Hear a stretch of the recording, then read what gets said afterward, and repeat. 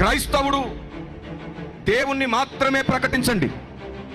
మనకు ఆచారాలతో సాంప్రదాయాలతో నిమిత్తం లేదు. ఏ క్రైస్తవుడు ఏ ఆచారాలు మార్చొద్దు, ఏ సాంప్రదాయాలు మార్చొద్దు. ఆచారాలు సాంప్రదాయాలు మారితే రక్షణ రాదు, మనస్సు మారితేనే రక్షణ వస్తుంది.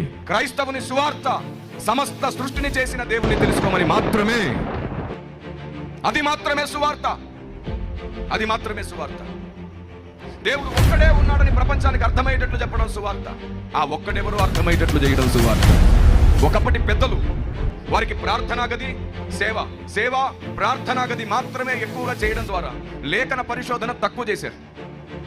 ఈ కారణం చేత పౌలు లేఖనాలు కూడా వారికి అపార్థమై ఈనాటికి భారతదేశంలో మనం అపార్థమయ్యాం. అందుకే బైబిల్ ఏమంటుందో తెలుసా? మిమ్ములను బట్టి నా నామం అన్యజనులలో దూషింపబడుతుంది. దేవుని ప్రజ, నీవేం చేస్తున్నావో ఈ లోకానికి అర్థమయ్యేటట్లు చెప్పు.